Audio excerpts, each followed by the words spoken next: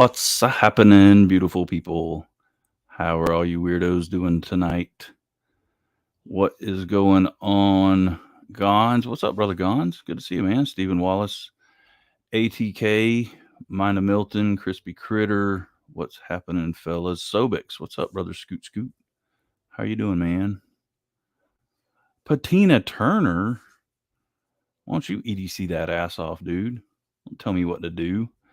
Mikey Moe, Jeffrey Dawson.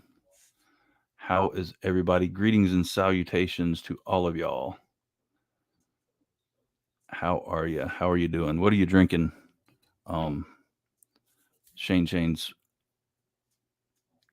arch nemesis, the beverage check, some Founders All Day IPA session ale, low alcohol, great taste. What's up, brother Javone? How goes it? My illegitimate brother may or may not show up. I don't know. He has an open invite, as well as my other two illegitimate brothers, Steven and Marty. They might show up. What's up, Crispy Critter? How goes it? Are any of you guys freaking basketball fans? And if so, did you watch Game 7 of the Eastern Conference Finals last night? Daryl and Daryl 100%.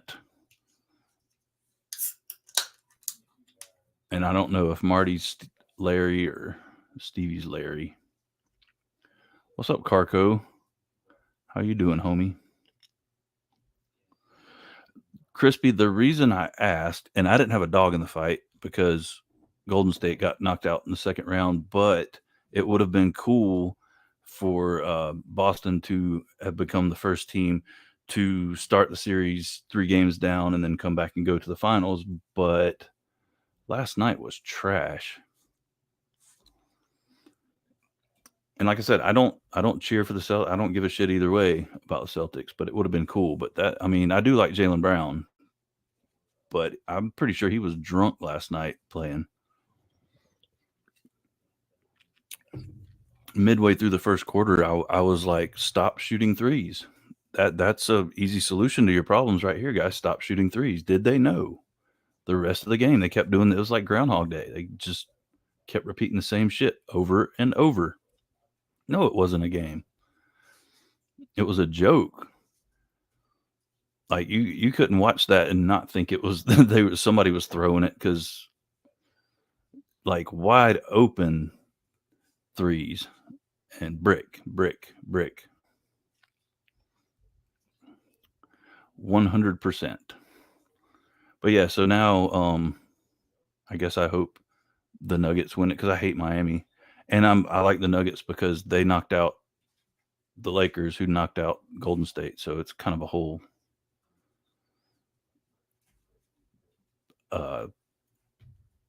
it's a whole thing. It's a process. What's up, brother Chris? How's it going, Blade Ogre? Well, I thought Jeffrey Dawson, basketball is probably the only professional sport that I'm still interested in. The rest of them are trash. I do like college sports to a certain extent, but they are whatever too.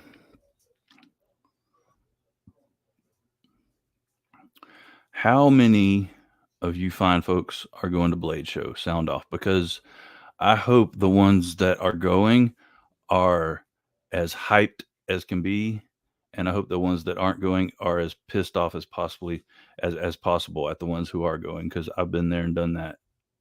So you're justified in your pissed offedness.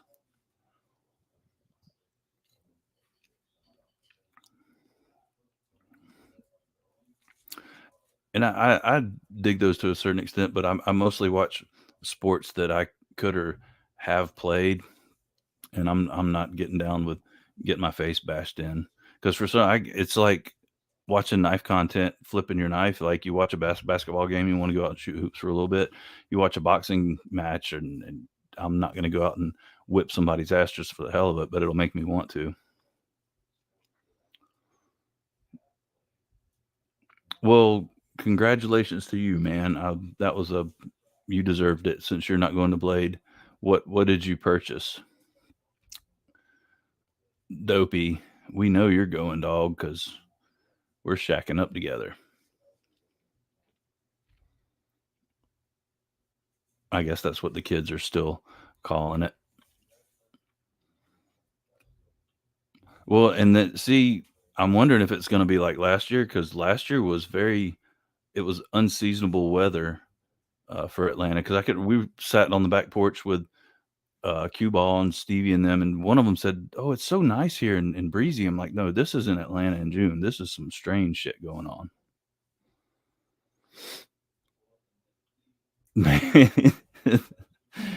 We will not sully it by calling it shacking up. Just a fixie. Well, I mean, is any knife just a anything? What would you get? What's up, brother Snake? Oh, King Snake Jake himself. How's it going? Yeah, I feel you, Jeffrey. I've definitely been there 2 years ago. It was a very sad affair because I'd fully planned on going, and then circumstances happened which made it impossible. So I was a little bit butthurt.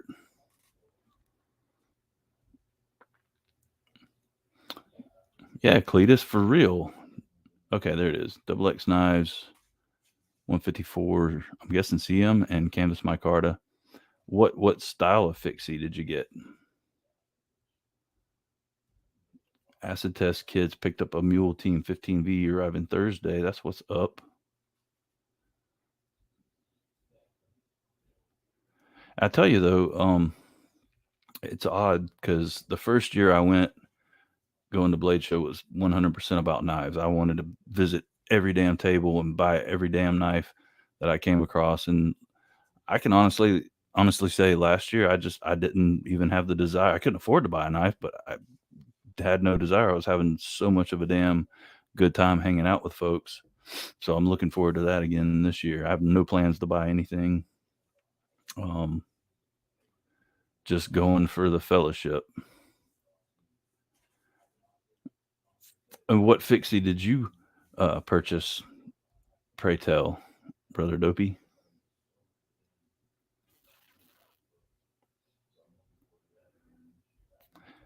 Yeah, they do, and those mules are it's a good little knife to get, especially for the price. If you're looking to try out a new blade steel just to see how it sharpens and what the edge retention is and all that crap, it's a good route to go. The model is the Skipper, little drop point. Guess it's modeled. Oh, sweet. I'm guessing if with it being a lum pattern, it's got a good bit of little belly. Dopey picked up the Ritter Hogue fixed blade while it was still on sale, $154.36. Nice, Dope. You cannot beat that.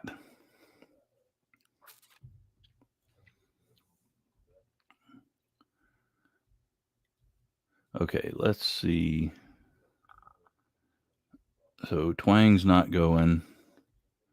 Mersault's not going, if I'm pronouncing your name correctly. Pretty sure Blade Ogre's going. I feel like maybe, or maybe not. I hope he does. We know Evil E is going. Javon. My illegitimate brother Shane, wherever the hell he is. And also, oh shit, Scoot got a rock wall. That is a sweet little, I would call it borderline executive carry. It's a good slimline little knife. Well built though. Good action.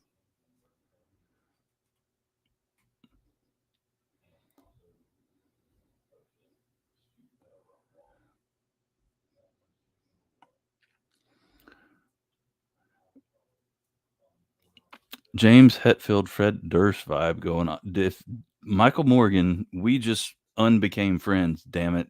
Do not ever associate me in the same sentence with Fred Durst, a friend of the family and friend of this group, knows how much I hate Fred Durst, and being called, "Oh my God, what is up, brother Jeremy? How's it going, man? I still dream of the night I leapt into your arms, my friend." Because if y'all haven't heard that little, well, thank you, brother Terry. Good to see you, man. If y'all have not heard that little short story, our good friend Jeremy of Freak Show EDC fame stood there and talked to me for a good 5 minutes or so, and I felt like I should know him, but I didn't recognize him, and I'm just looking at him out the corner of my eye, like having a good conversation, and all of a sudden Jody says, "You know who that is, right?" I said, "No, no idea." He said, "That's Freak Show." So what little old me do? I leapt into his big, strong, manly arms, and he gave me a huge hug. What's up, Dr. Drew Dude? That is a horrible song, along with every other song that the Biscuits of Limpness put out. Although I will admit, I did rock out to the first CD for like a month and then realized what a chode Fred Durst was.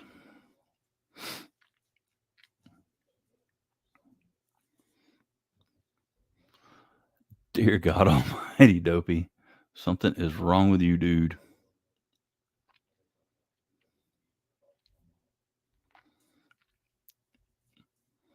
It may be chocolate, but it tastes like hot dog flavored water. Oh, right on, Chris. That's what's up. Well, look forward to the year that you're able to come. It'd damn sure be good to meet you.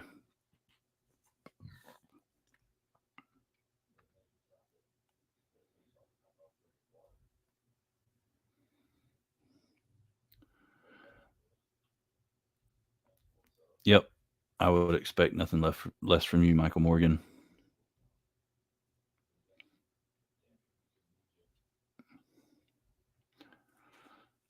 I mean, I'm not okay. I'm not saying their music is horrible. I just don't like. I mean, Wes Borland's awesome.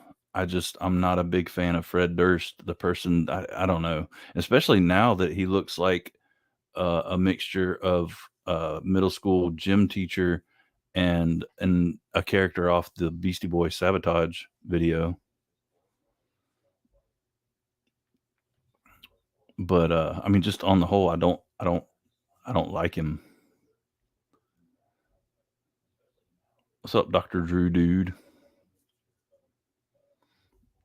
And there's another added to the list of people going. Good old brother Freak Show and Mrs. Freak Show. So definitely looking forward to seeing them again. Thank you, Jeffrey Dawson. 100%. Durst is the worst.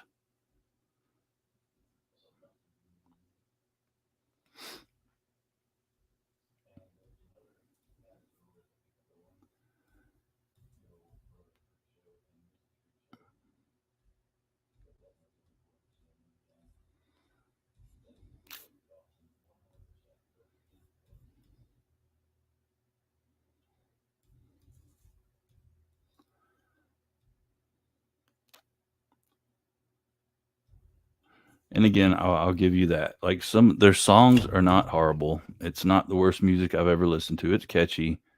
It's fun for the whole family, but I'm just not a big fan of the man himself. And you better, Scoot. It's been far too long since our little burger date.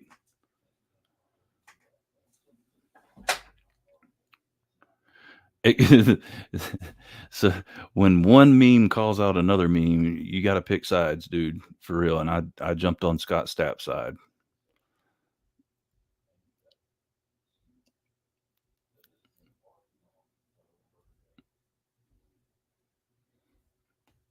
And it's all because of his dulcet tones.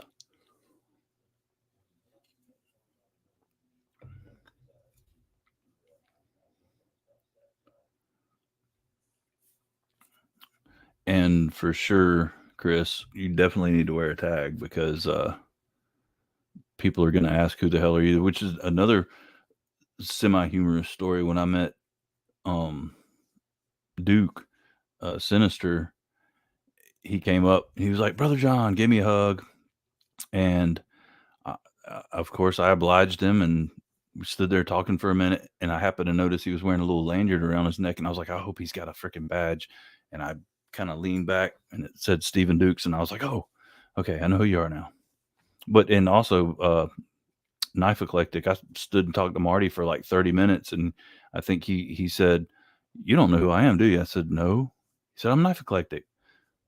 So just like lead with your YouTube name is probably the best bet. Oh, I can take you higher in the shower, Dopey. 100%. Not only can I will.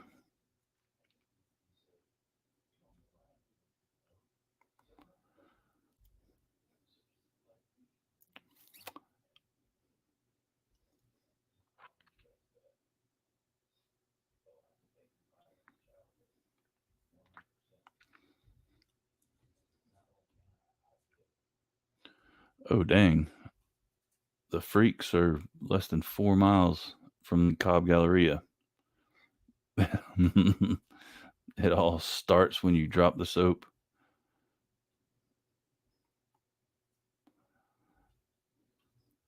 There you go, dude. That 100%. That's the proper way to go about things. Just walk up to him, say hi. Mind of Milton. I follow your channel. Now bring it in, you son of a bitch.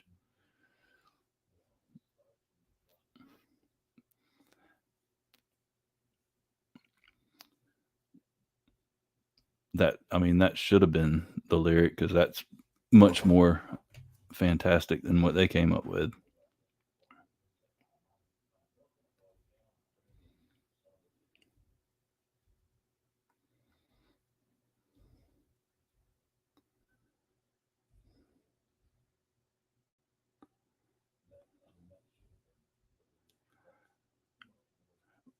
Which so that begs the question, Jeffrey Dawson, where were you gone for 20 years? You were gone overseas or were you up the river, as they say? I'm guessing overseas, but either way, it doesn't matter.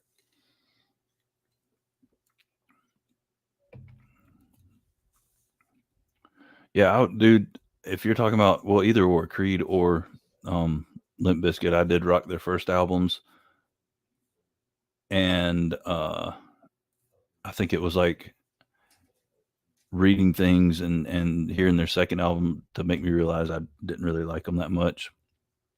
Although I did like the acoustic version of Creed, that Days of the New band, which I saw their lead singer on a episode of Intervention. That was something else. Explain why they disappeared though. Oh, right on, right on. Well, if you had gone to prison, I mean, we'd still be cool with you. But that's what's up. Glad you're home and glad you're hanging out with your family now. Right on, brother Steve. Well, when you do pop off, have a good night and I hope your daughter sleeps well and has sweet dreams of her dad going to Bladeshow one day.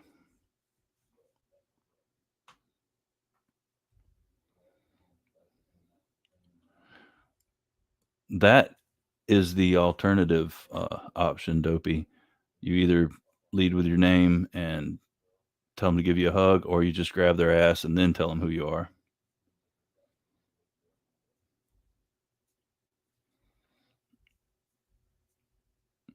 Which, I mean, I'd be cool with either one.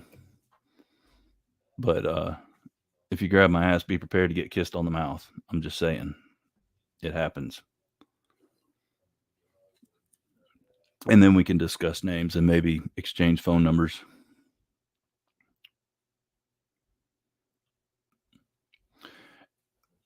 And see, I have absolutely zero experience with MPs because the military base I was at, we had federal police officers that did all the law enforcement.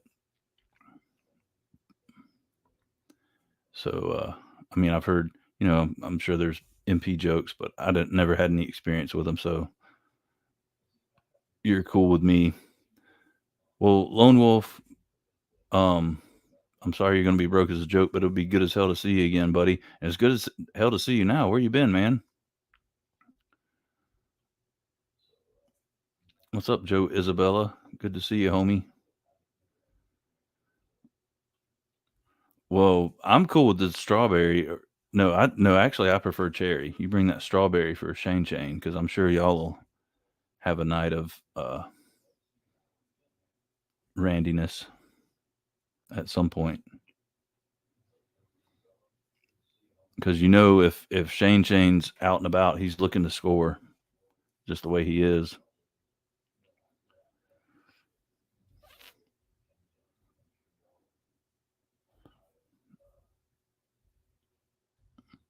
Is there a pocket metal in the house? What's going on, pocket metal? I don't see your comment, but good to see you. Well, damn, Crispy Critter saying you're in here now, so you got to be in here.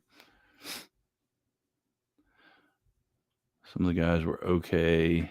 I was a horrible MP, but a good soldier. I like the technical stuff a hell of a lot more than the. Yeah, I feel you. Was because I was infantry, so and I would definitely not have liked to have been an MP. A night full of passion and regret. I'm guessing Shane's going to be passionate and you're going to be regretful. Oh hell yeah, that's what's up, Jeremy. So are you bringing him to the actual show? That'll be rad. And what kind of puppy is it?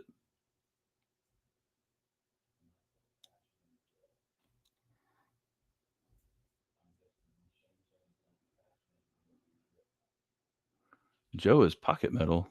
Oh, there's pocket metal.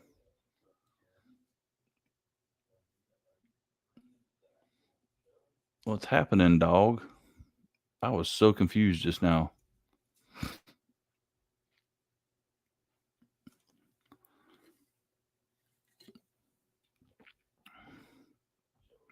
Two of my best friends were infantrymen. We were drill sergeants together. That's a freaking rough job for sure. Being a drill sergeant, if you're a good drill sergeant, because you're doing everything that the troops are doing, except getting smoked, of course. But everything else, all the road marches, all the runs.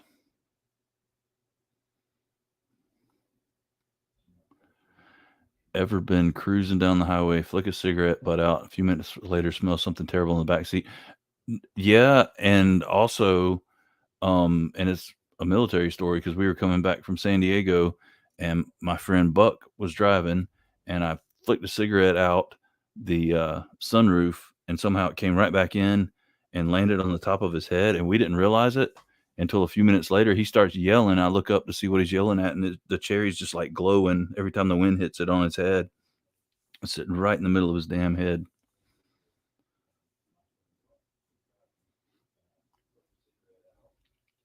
But yeah, I have done the whole where because I had a little hatchback Corolla when I was in high school, and I experienced that bad smell many, many times.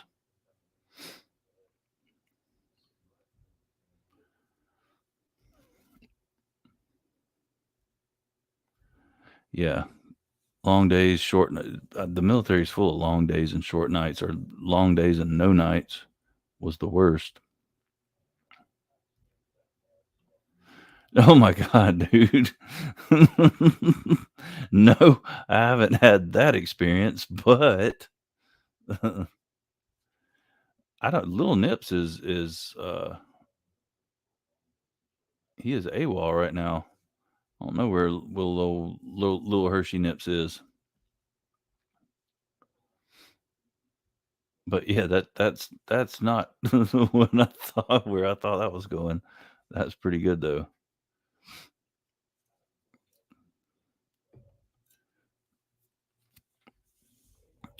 All right,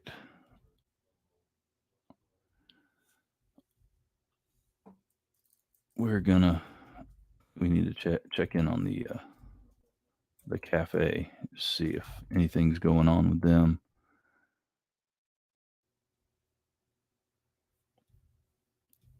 Let's do this.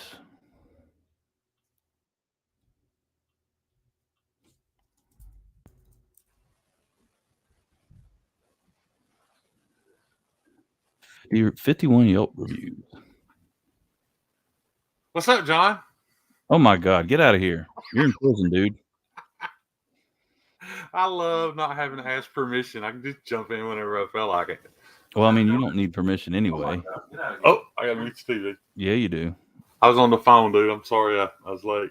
Who are you on the phone with? Tell us. Tell us about your conversation. Who'd you talk with? I was finalizing all the times and places and all that stuff because I got to pick Brother Stevie up in the morning. So it wasn't a conversation where one or both of you were touching yourselves? No. Okay. No, I was just working out where I need to be and what time I need to be there to get said Stevie from the airport tomorrow morning. Oh shit! It's Dr. Drew's birthday. Happy birthday!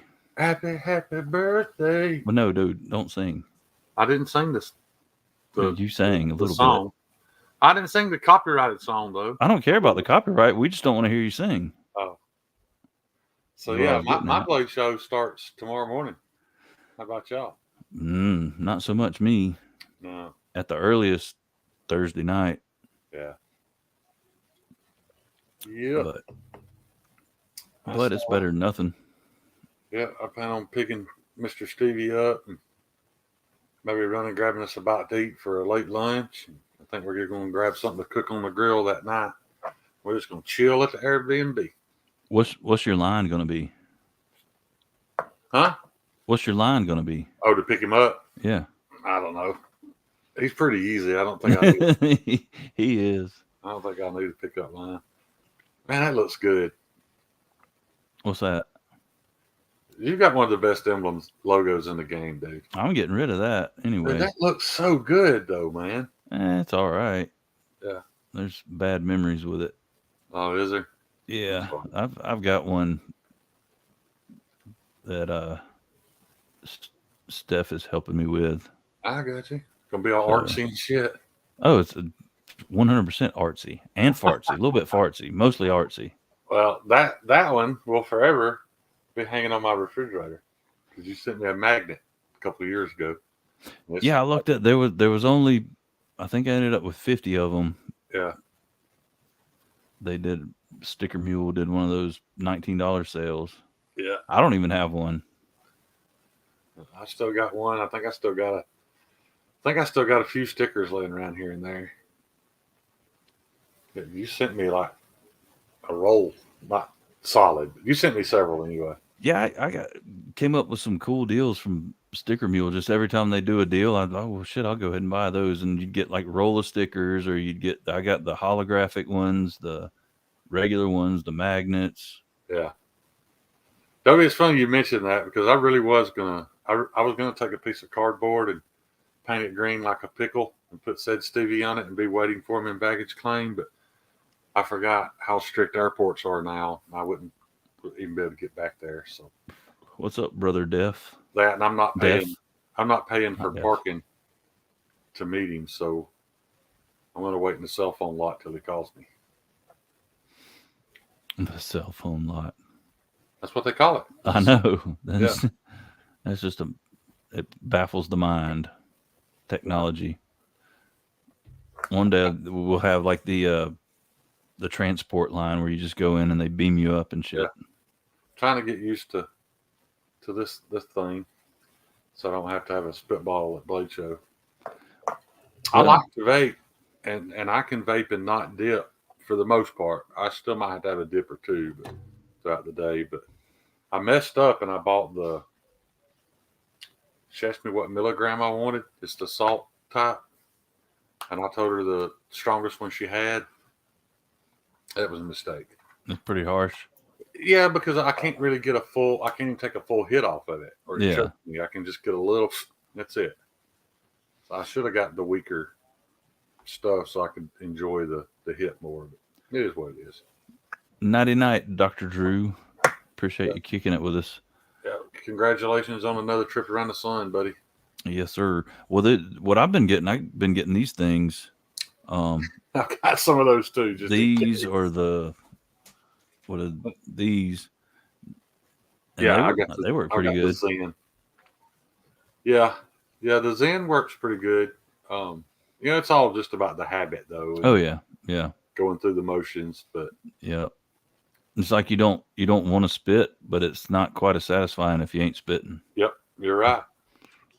You're absolutely right. People don't get that. And those little packs can burn too. Yeah. Oh yeah. You're in the same spot, dude. They'll set your lip on fire. And that means they're working when they burn, though. Yeah. Yeah, that was like the Nicorette. It worked. I got a good steady flow, but I can't stop chewing it, and that's not how you're supposed to use it. No. But if I have chewing gum in my mouth, I'm going to chew it. So I'm just chewing the hell out of it. Ready to go, man. You like the damn cat on Meet the Fockers. Yeah. Like, no, it's not supposed to. You're supposed to chew it for a minute and park it. That's what they say. Park it in your gum. Like a dip, which you'd think would work perfect for me. But this chewing gum, I sit there and chew it and get all the nicotine out of it. And I'm a raging roid beast for 45 minutes. Then I crash. I'm glad Patina mentioned that. And see what he said? They give me heartburn sometimes too. Yeah, they do. You remember our little conversation about going to the doctor? And I'm still going to go. But the day before yesterday, I stopped and bought some Lisemprazole, whatever it's called. And I've been taking it for 3 days. Zero chest discomfort. Oh yeah. I really believe it's. I've got that sphincter in my throat's wore out. I've got acid. Your sphincters wore out, huh? I didn't know you had two sphincters. I thought you wore out on both ends. But apparently there's a sphincter at the top of your stomach too that's supposed to keep the acid from going out. There sure is. But that makes sense why every time I get it, it's when I bend over. Like I bend over to pick something. I bet it is. Every time I get it, when I pull over, bend every over. time you get it's when you bend over. There you go, Patina Turner. Meme that shit. Yes, sir. Soundbite of the night. Yeah. What's up, old sweet Kyle Coonley? Oh, I know what she's talking about now. Yeah. Kylie Coonel? Kylie Coonley. It just got very Kylie in here. Yeah. It damn sure did. Yep. And artsy all at the same damn time. What y'all been doing? Huh? Where y'all two been? Hey, I Pop figured in out at the same time. I figured out, John. Remember me bragging about these We the People T-shirts? But they're only, they're U.S. made. And they're only $10. There is an issue with them though. I noticed it today. Every single one of them, the print is off. God dang it! That side. No, it's off shifted. to the other side. You were right way. The first time. Yeah, this star is just my nipples right here. Is it? This nipple is outside the star. So that ain't the shirt, dude. Your nipples are offset. Well, maybe so, but no, you can see it in the mirror that they're all shifted like an inch. And then I got to thinking, well, it's probably centered for like an XL. But by the time they put the 3X on there, it's off a little bit. Yeah. Yeah, you can't blame the shirt on your nipples. Right. But they are off. I mean, but still, it's $10, man. And most people aren't going to notice. But like the pistol one, like the whole pistol is like this instead of here. It's over here. Well, and it works out because you're wearing the shirt for the ladies, and most of the ladies up around your area, one of their eyes kind of goes cockeyed anyway, so they ain't going to tell the difference. But it's because they got teeth on that side of their mouth, and the gravity's pulling their eye that way. Pocket Metal said the whole damn thing is off. Yeah. Yeah. It's not centered. Every time I look down, the center is right here. So it's shifted a little bit. It ain't no big deal. I still thought it was a good deal. I bought like 5 of them. Hell yeah. I think I received 7. A couple of times when they shipped it to me, they shipped me 2. You're about to receive a worse shirt, Dopey, so. I packed it up today. Sure did. I made sure I wadded that thing up into just a little tiny ball and shoved it down in the bag. He's also getting a real shirt too, though.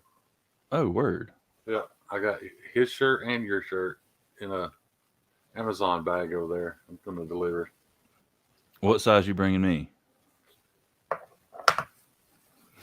You think you're funny, don't you? I mean, I'm bringing you the smallest one I have. Which is a large. okay. I'm glad we established that. I wasn't sure what size it was going to be. I swear I thought we had talked about it, and you was like, an extra large is going to be too big, but I'll take it. That conversation literally never happened. Those words were not spoken between me and you. Fine. Look, we all know that you've already presented evidence We have to prove that Exhibit I A, screwed that Exhibit whole B, thing and up. you have been sentenced to life in prison without the possibility of parole. Yeah. Dopey, you got to do an unboxing video of that shirt. Are you going to wear it? There's going to be video footage of Sir Dopey at Bladeshow in that shirt. And just to let you guys know, I know most of you don't care, but in all fairness, said Stevie received his package today. So whatever dealings we had, he has actually at this point exceeded what he owed me. Now, y'all can add or take away from that all y'all want. I'm just letting y'all know that he has exceeded what he owed me. I will say that's good. Yeah. Proud of him. Believe in second chances, but he's got a whole lot more people to make good with. Yeah. What's up, Quentin, little bro, from up in Canada? How's it going, buddy? I ain't seen Quentin around in a while. He used to be in your lives a good bit, didn't he? Well, he's been in a couple here lately. Yeah, I've seen him pop up from time to time, but it seemed like he was almost always on GroovesdayNight Live. Oh yeah, that's my little. Did you get mad homie. and just leave sometimes? There was a whole. We had to work things out. Did you? Yeah, it was kind of it was a younger version of Marco Polo situation. Right. And so we worked that out, and yeah, he's good to go, man. Yeah. Good little dude. Dopey, I like to say it that way. I think Sir Dopey just fits you. When did I become a sir? Yeah, I can see Dopey at a Renaissance fair. Yeah, with a red-headed maiden on his side, holding a big mug of beer and a leather cod piece. Yeah, that's right. Anybody that's going to Blade, hit me up. I'm hoping I'm out of them Friday. I don't want to have to do it all weekend. I'm bringing 200 numbered stickers. Get your sticker. I'd like for you to do a quick pocket check if possible, and hang on to that sticker. There's the number on the back of it, and I'm not going to promise which night I'm going to do it. It all depends on Wi-Fi availability, because the Wi-Fi at the Galleria sucks, or it has the last 2 years. But regardless, even if I have to wait till I get home to do it, I'm going to do a random number generator and pick a winner, because Mr. Michael Martin at American Blade Works has donated a Model 1 for me to give away. So those of you who don't own an American Blade Works yet, now's a good chance to do it. But don't let that stop you from buying one. No, of course not. Was that before or after he sent you the Model 2 to check out? He never sent me the Model 2 to check out. But there's a reason for that. The more I got to thinking about that, because I let him know very early on that I was not at all interested in the Model 2. But I meant for my ownership. Right. So and he took it as right. Yeah. Right. Okay. Yeah, that all makes sense now. But he actually offered to give me a Model 2 to give away. And I want to explain to y'all why I turned that down. People will probably be mad that they don't have a chance at a Model 2 instead of a Model 1, but I didn't want anybody waiting to see if they won a Model 2 and not buy one from him at Blade Show. So I took the older model because it's still an absolute excellent knife. So yeah, I mean, you can't go wrong with either one. So right. I'm not sure if the Model 1's going to be the Warncliffe or the Drop Point. We'll find out when I get there. And if you want to be a whiny crybaby about winning a Model 1 instead of a Model 2, it's a free knife, so shut the fuck up. But then it's not that the Wi-Fi sucks; it's all the people using their probably people using their phone. Because you're right. I mean, I'd not have service in a spot, and an hour later, I'm talking about not having service to the point of not being able to send a text message. It's that bad in there sometimes. Just too many people. King Steak, I bet you a lot of people are going to say, y'all ain't going to like this. But I'm telling you, they're going to sell out a bitch made Narrows. The Narrows is going to be all the rage. because we all think it's way too expensive, or many of us do. There may be people in here that are ordering it, but I'm telling you, your butterfly fanboys are going to buy that knife. Oh, and for those of you guys who don't know, TRM is bringing a couple of different models in MagnaCut. I don't know anything about their heat treat yet. They are not planning on doing production MagnaCut yet, but they had some done in MagnaCut just for Bladeshow. So I'm sure there's going to be a running fist fight on the way to TRM to snag some of those. And they're also bringing their new flipper. Have y'all guys seen the TRM flipper? Have not. Okay, it's on their. You may try to pull it up. Yeah, go for it. Knife Nut. You talk while I look. I know it doesn't help you very much right now, but they do make a tool for removing Spyderco handle scales off of that bastardly lanyard tube. Okay. Grateful Panic can do it without. Yeah, there's a trick to it. You just kind of got to kind of work it, but while you twerk it. So Patina's saying that Luft Concepts, Jake and them are gonna announce their OEM at the show. Wait, I thought they were already going through Riot, or was it just speculated? TRM's new model is the Comet. Did that work? Yeah, that worked. That worked great. Is it on the screen? It is on the screen. Yeah. It's beautiful. The only thing I'm super happy that they're making a flipper, but it is a titanium. I can't tell if it's a frame lock or a titanium liner lock, so I'm sure it's going to be more expensive than I want to pay. And I'm not a huge fan of narrow blades because it leaves very little room. And if you look at this plunge, you can see they didn't remove a whole lot. No. So, with the Atom, it's out here. This would be about where the spine is. There's a lot more room to accomplish that flat grind. I could be completely wrong though. This thing could be super thin behind the edge. I'm not saying it's not, but this is not my cup of tea down here. But I'll see when I get there. If I fall in love with it, that'd be awesome. Yeah, and Scoot's right. It is a gentleman flipper. It's right along in the same vein with the Rockwall. And it's in MagnaCut. The ones that are bringing the Bladeshow are. Or at least some of them. I know there's going to be some of those there in MagnaCut, if not all of them. So. Oh, okay. Gotcha. Producing USA made knives. So they're going to announce their USA OEM. That's actually pretty interesting. Yeah. That is very interesting. Maybe that'll give Lefty a avenue towards using a U.S. manufacturing. Shit, knives are already $400. You might as well be making them in the United States. Yeah, might as well. What the hell? What's Long Wolf talking about? The new model is Rec USA. What is he talking about? Do you know what that means, John? River's Edge Cutlery. They OEM, right? Oh, do they make knives at River Edge Cutlery now? Maybe. I knew they made. Feel like.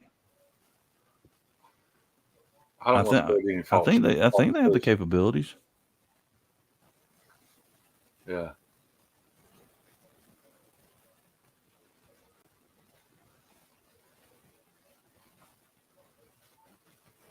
Tell y'all we really need to create some competition in this U.S. market because if I ain't trying to spread no doom and gloom, none of that crap, but there are a couple of reasons why we might not be able to get products out of China a whole lot longer. If things progress in the path that they are, we're probably going to, stop receiving their goods. And not only that, China is in a fuckload of trouble with their I forget the word. I'm sorry. They don't have enough young people to work. Pretty much all their young people are tied up in military, and they had that whole one baby law for so long that they don't have people to replace people as they retire. I thought it was one female baby. No, they can only have one baby. Oh, just one baby, If period. there's a female, they throw it in the river. Hopefully, somebody find it and ship it to the United States. But I found a couple. it, Yeah, yeah, they were nice. Yeah, Mikey Mo. I think he's wanting the Rec USA link because apparently that is maybe not exactly River's Edge Cutlery, but it's their new company. I don't know, or maybe River's Edge Cutlery has become River's Edge Cutlery USA. yeah. And then maybe I just posted something Lone Wolf said that had nothing to do with our conversation. That's happened many times to me. Ask Tina Turner. He'll tell you. Sometimes I read shit and run with it. Ooh, that's steep. 450. Is it? I mean, I get it. I do too. I mean, it's probably worth that, Yeah. but it's not. Yeah, not in my price range. If they but made that flipper in my Carta and it was $250, $280, I'd probably buy it. But I don't need it in milled titanium and all that stuff. I'm just not about all that. what's up, Jeremy Lawler, the most famous grandson of Jerry? He's not really, but that'd be cool if he was. Jeremy Or been around for a minute too. Even cooler, he could be the brother of Robbie, Yeah. who's the greatest of the Lawlers, in my opinion. I mean, Jeremy might be. Well, actually, Jeremy's the greatest of the Lawlers. Yeah, maybe but so. Yeah. those other guys are just more well known. I will forever be a Robbie Lawler fan. Yeah. That dude is just a savage, and I love to watch him fight. Dope. Is there a story behind your Ritter Fixie? Yes, there is. Is it tellable? Yeah, there's nothing dirty about it. And there's been plenty of times. No, we don't want to hear it. We probably do need to tell this. Okay. All right. So last year during Knives Live, let me back up. The year before, the first year of Knives Live, I did not invite Thresher knife reviews. I just forgot about it. My fault. After Knives Live, he had reached out and said somebody he had loved to be part of it. And I said, well, man, I promise you got a spot next year. Sure enough, we gave him a spot. He did an hour, did a good job, and did a giveaway. And never delivered on the giveaway. The person who won, I'm not going to mention his name.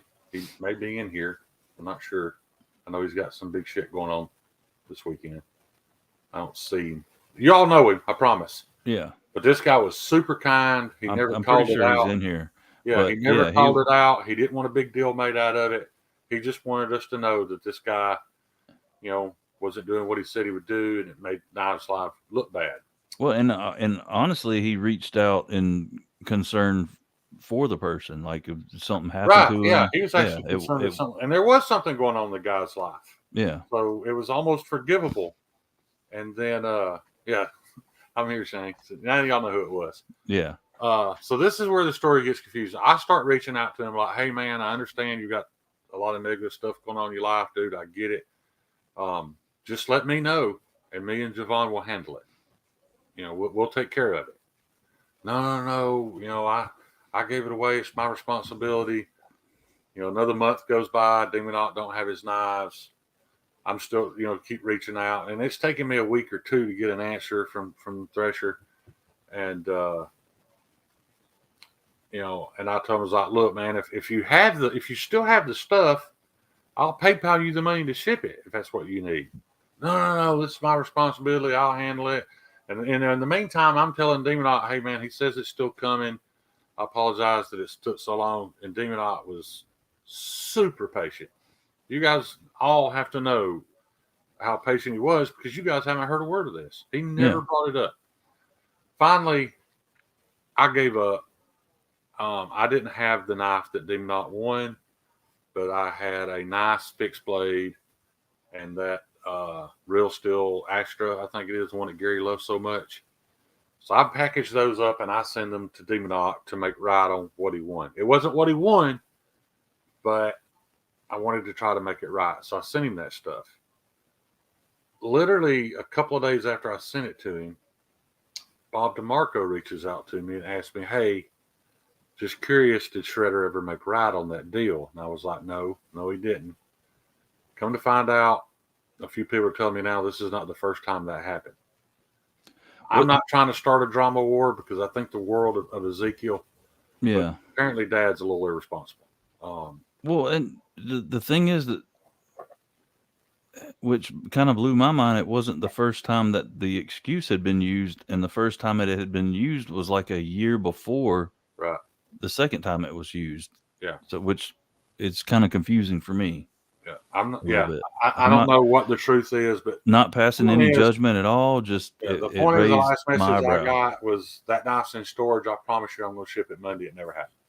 So I sent Demonoc a couple of knives. They weren't what he wanted, and to try to make it right.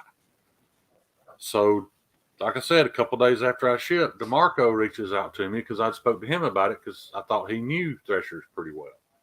He was actually one of the ones that told me that there were rumors of this happening before. So Bob asked me if it was handled. I said, no, he never handled it, but I did. I said, I literally gave Demonoc the only nice fixed blade I own, and I gave him a pocket knife to go with it. And Bob felt bad that I had to give away stuff that belonged to me to make Thresher knife reviews giveaway right. And, went on to tell me, how much he admired that. So he sent me a gift. This is where it gets confusing. The gift he sent me is the exact model of knife that Demonoc won. And I couldn't even be happy about it. When I opened it, because I was like, I have to do a video telling people this great thing that Bob did for me. Yet when I do this video, it's going to be like rubbing it in Demonoc's face that I got a Ritter Hogue fixed blade and he didn't, even though he won one. But once again, I reached out to Demonoc and explained the situation to him, and he was super understanding. Had he not been, I would have sent him the knife. In all honesty, I'd have felt horrible about it because it was a gift from Bob, and Bob is kind of my mentor. But yeah, that's why I don't talk about it a whole lot. In all honesty, I don't want to feel like I'm rubbing it in Demonoc's face that I got one for trying to make the fact that he didn't get one right. But it was just it's just a weird ass story, man. And it just fell into place at the wrong times. But yeah. But to be honest, most of your stories are weird stories. So. Everything in my life happens this way, dude. Nothing just happens naturally. No. I mean, it happens naturally, but it's weird. Right. What's up, Scotty N? Yeah. And Demonoc's still congratulating you on getting that knife. So that tells you what a good dude he is, man. I was worried to death about hurting his feelings, or it was dopey. I'll rub it in his face. I'll get mine next week. It's a great knife. It really is. And like I said, I don't talk about it a whole lot because I always feel like it might be a little disrespectful to do. But every time I cook a Boston butt, I use that thing. I'm telling you, that thing just effortless. I did touch that. Shane, I feel like you're kind of rubbing it in now. Okay, it's an excellent knife. Let's gear back. Gear down, big shifter. Yeah. Yeah, I didn't know how to handle that situation. And I had even talked to Bob about the fact I had already pre-apologized to Bob that I wasn't going to do a video, acknowledging that he had sent it to me. And he was perfectly fine with that. But like I said, Demonoc took all the pressure off of me and, told me he was perfectly cool with it, happy I got it. So hats off to that guy. What's up, Brandon Sutton? Hey, can you take the reins for a few seconds? This ain't even my show. I got a TT. Okay, go ahead. All right, thank you. I don't know what we'll talk about. Appreciate that. I don't ever know what I'm going to talk about, though. No. So. I don't know if he's in here or not, but Mirror Salt made a good point earlier. I stopped by Cole's for a minute. I still do that from time to time for a few minutes anyway. But and I mentioned something about the fact that Cole was whining about subs or views or something, because he's trying to be a millionaire. But I mentioned the fact that very few people watch my videos, but I've always been very happy with the results of my live streams and the crowd that I get from my live streams. And Mirsal said, that's because the difference in your videos and your live streams are like Dr. Jekyll and Mr. Hyde. And I thought, he's absolutely right. I try to be somewhat professional in my reviews, and then I act like an idiot. Maybe I need to do my reviews face cam with no shirt on and act like an idiot. Maybe more people would watch those. I don't know.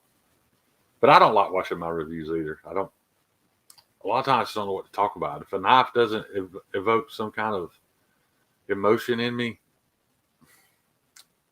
the video is not going to be very good. And I'll be honest, there hasn't been one in a while that really got me fired up.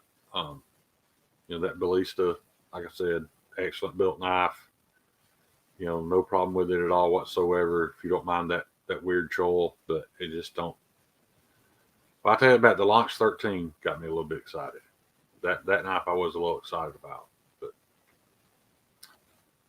I didn't clickbait title. Watch me slice my middle toes off. Oh, wait. Damn, dude, you trying to take over my show? You just made yourself right at home. Yeah, I did. I appreciate that. I like being over here on this side for some reason. It's more comfortable over there. I've noticed that. I like being on yours better when I'm over there. All way up there though. I don't like how you position your camera to make it look like you're above me. I mean, no, you positioned yours to be below me. Mine was already set up. Like this. That would probably scare everybody off. Yeah. Ooh, Randy, have you guys checked out Randy WSG's channel yet? Is everybody subscribed to Randy? I am not. A couple of weeks ago. I need to go do that. Yep, you do. I do. I mean, I know. I said I did. Damn, you don't need to present Exhibit A. Shit. Randy, am I wrong? Did I not see you on, was it RJ's Knives here recently? I'm getting, for some reason, I have it in my head that you're kind of you're one of them slip joint weirdos. They're not weirdos. Damn it. What knife did I win, Brandon? Did you win a knife? I'm not sure. If you're talking about that whole Hogue situation, I didn't win anything. Demon he got gifted. And then I got gifted one for making it right, but it all turned out very weird. He got gifted Demonox knife. Yeah. The last knife I won from Apex Alchemy. I won that Kershaw Emerson. I can't remember which number it is. It's the Hunter. The Emerson, I think they call it the Hunter. But that was the last knife I won. Well, there's Brother Blumpkin. What's going on, dog? No, it wasn't a Mohawk. I got my Bladeshow shoes in today. Yeah, that's right. I forgot about that. I ain't got it yet, so I forgot. Dopey's right. I won a Centros from Javon. Actually, Dopey won a Centros and gifted it to me. Oh, sweet. Very cool. Centros is, in all honesty, I wasn't bullshitting. Centros is one of the Chinese knives that I wouldn't mind at all owning. I don't mind recommending it. It's a beautiful knife. Anything Dylan Mallory designs is beautiful. That works out because you about to own one. Yeah, I got one coming, I guess. Well, you do own one. It just ain't in your possession yet. But as I was saying, before you so rudely interrupted, I got my Bladeshow shoes in today. Did you? Bought them on sale from Nike.com. Shit, look at that. Yes, sir. Dude, I got some high dollar shoes for I can't remember what are they, Hucks? Is that what they are? What'd you say? Huck? What? Hucks? No, Huck. I can't remember what they are. I only wear them if I know I'm going to be on my feet all day, so they stay brand new looking. Are they orthopedic shoes? No, they're a runner shoe, but I ain't doing no running. Oh, the Hokas. I think it's it. Yeah, Hoka Hokas. Them and On Clouds are like the new biggest thing. Let me tell you something though. If you buy a pair of Hokas, prepare yourself because the first time you put them on, sticker off my chair, you might fall down. And the reason I say that is they lean you forward. The back of the Hokas are cut off at a 45, so that when you're running, that flat spot hits the ground while your foot's still up. But if you're not running and you don't have great balance, like an old fat guy like me, if you lean back just a little bit, they will tip you over backwards. So I haven't failed, but I've caught myself a couple of times. But they are super comfortable. I understand. I understand why everybody likes them. There's a Muir salt right there. It's smart ass. Yeah, they're pricey. Them and the On Clouds are like the pricey. But they're, I mean, from I've never experienced them, but I hear they're good as shit. Yeah. One of the guys that runs the cleaning company that cleans at the mill, that's all he'll wear. He'll preach them to you all day long. Oh, own 7 pairs of these, man. They're the best things since sliced bread. Yeah. And but I mean, he says they legit. He has back problems when he's not wearing them, but when he wears those, he's good to go. They do. Even when you're walking, they feel it's almost like they project your foot out a little further. They actually assist you in having a slightly longer stride, whether you want them to or not. But no, Crispy, I don't run. I couldn't possibly run anyway. He runs to the fridge. Yeah. He wears his cross training shoes. He's never not an asshole. It's just all the time. He's gonna be doing some CrossFit and Pilates. Yeah. Yeah. There's so much going on over here. I can't keep up. I'm trying to do like you do and read the chat for you, but Bettina said he hikes in the ultras. I don't know much about. I stick to the with shoes. I'm a mainstream type guy. Well, see, after I had my heart surgery, me and my buddy Jeff Chappell started walking 3 miles a day, and I got pretty good. I was getting in really good shape, but I had crap shoes, so he bought me those Hokas for walking, and right after he bought them was when I got COVID, and I haven't been able to walk long distance since then. So I think I wore them last year to Bladeshow. I think I've only wore them like 4 times, so they're still like brand new. That sounds like Shane. It's the what up dog move. What up, dog? For me, it's just be still for just a minute. Try that move. But that dude, yeah, running shoes and basketball shoes have the best cushion and support. Super comfy. We say that. You see them basketball players and their shoes. You've seen those clips where their shoes will just explode? Yeah. I mean, it looks like somebody put a firecracker in them, dude. There's a pieces go everywhere. When you got 7 foot of human coming down on some cushioned insole and air units, they tend to blow out from time to time. I'm barely 5'10", 180 pounds. I don't think I'm blowing shit out. Yeah.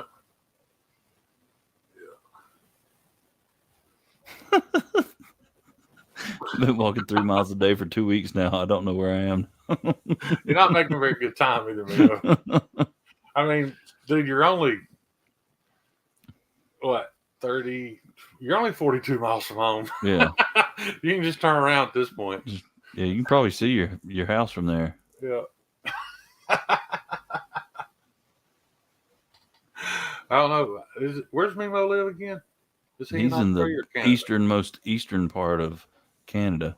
Oh, he's all like my Canadian friends are in the western. They're from. You ever heard of Kamloops, Mimo? I got 3 or 4 buddies I used to play Call of Duty. We squatted up every night. Dude, we were really good, but they're all from Kamloops. They've all grown up on me now, man. They were just teenage kids when I met them. Yeah, I love Chucks, and I absolutely cannot wear them anymore because there's just not enough cushion and support. I've got 2 It feels like I'm walking on concrete, just like Vans. I wear my Vans skateboarding, but I can't wear them any other time. Yeah, I had 2 pair, and I used to always wear Chucks tattooing.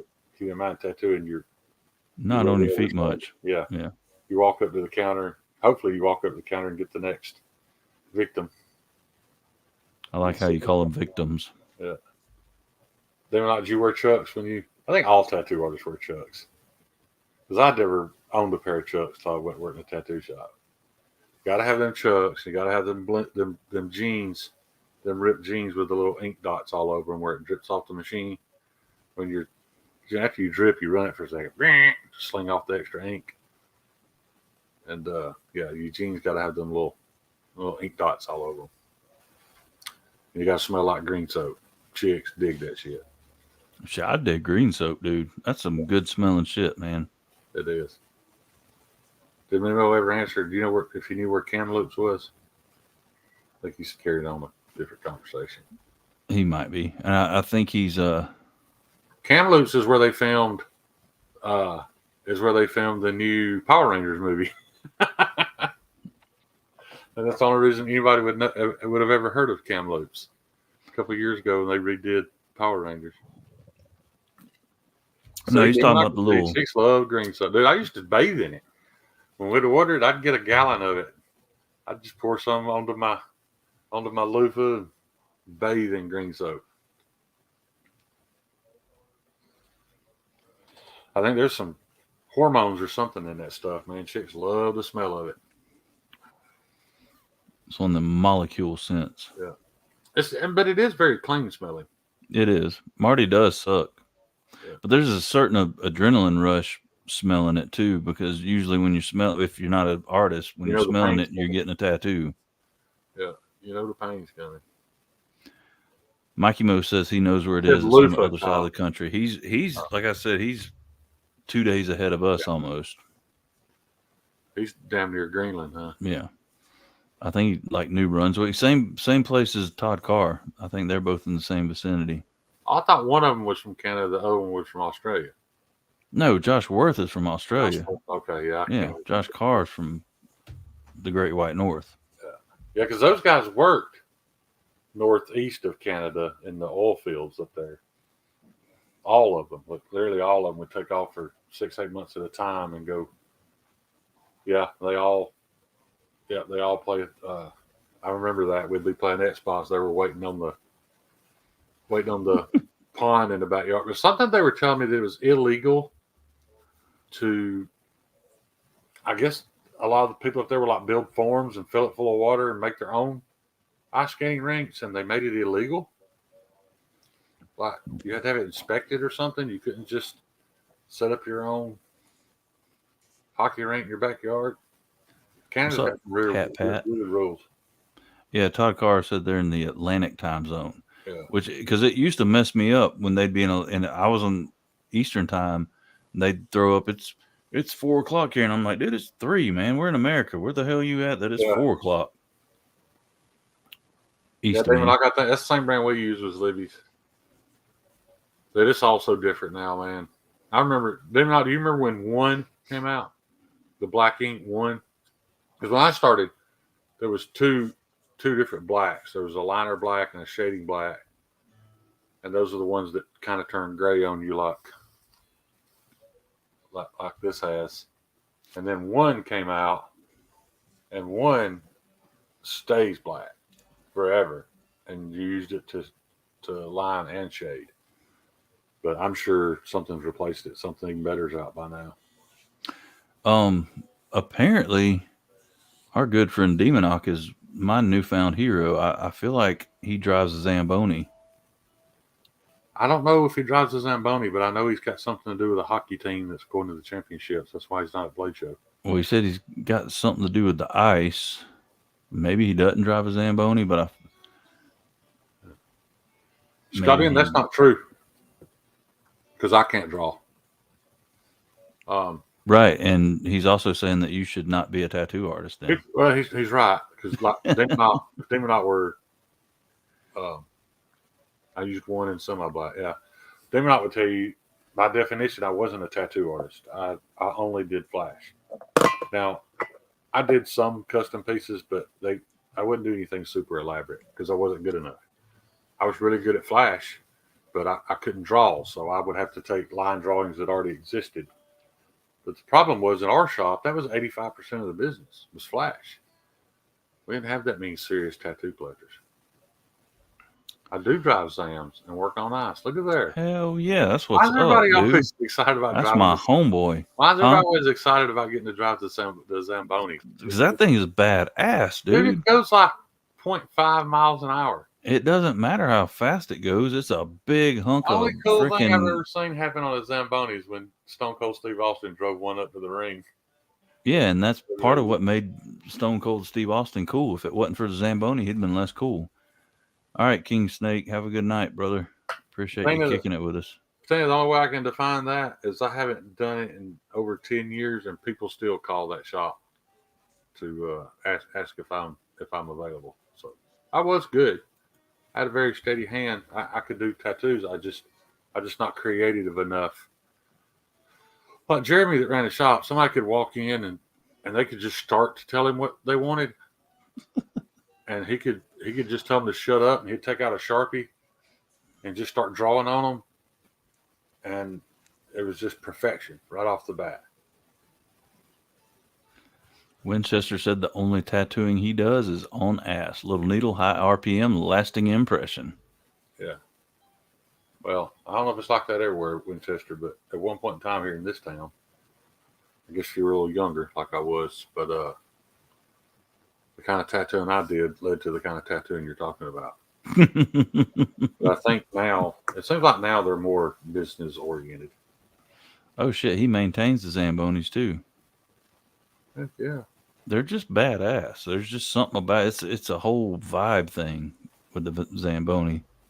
If you drive that bitch, you're cool. Oh, I said bye, King Snake Jake.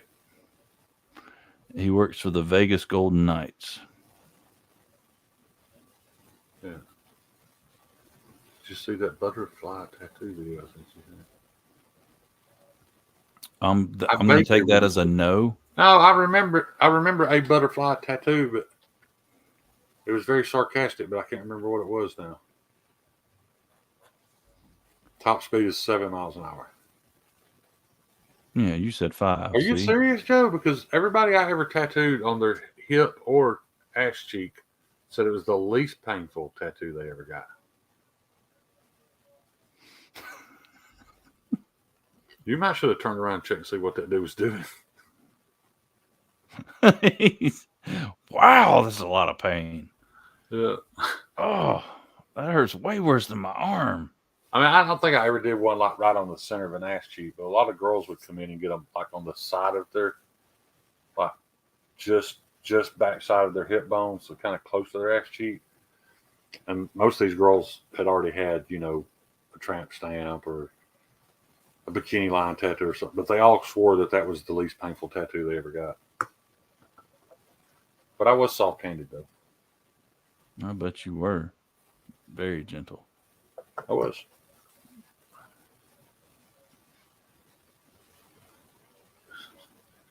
Yeah. Michael Morgan's got a damn dad joke for every fucking topic out there.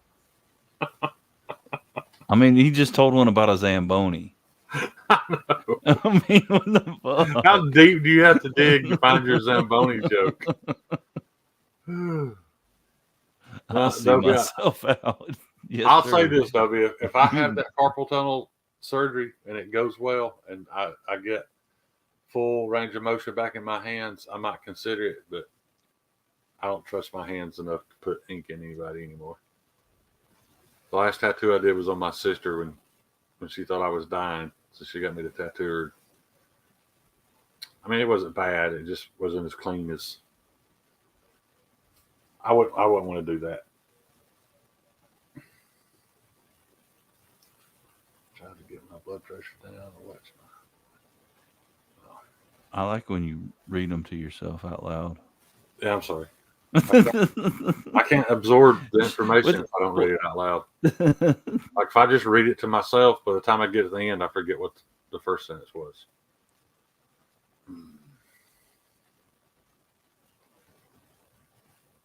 Maybe Joe, maybe it's just because girls have got that extra padding back there. Or maybe their butts are built to take a beating and it not hurt. Take care of Josh Branson. Oh, so you got a championship game and your birthday on Saturday, Demon? That's awesome, man.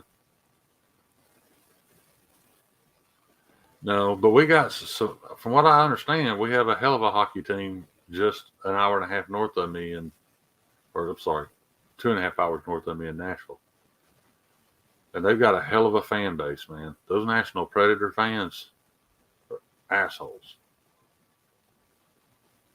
They fighting out in the street after games if they don't win. Most diehard sports fans are assholes. I've never really met any though until. Man, do they all walk around town with T-shirts on that says "I'm a Predator, bitch"? Like, see you picking your kids up at day school and that. Yeah, that's not. It's not very appropriate in today's day and age.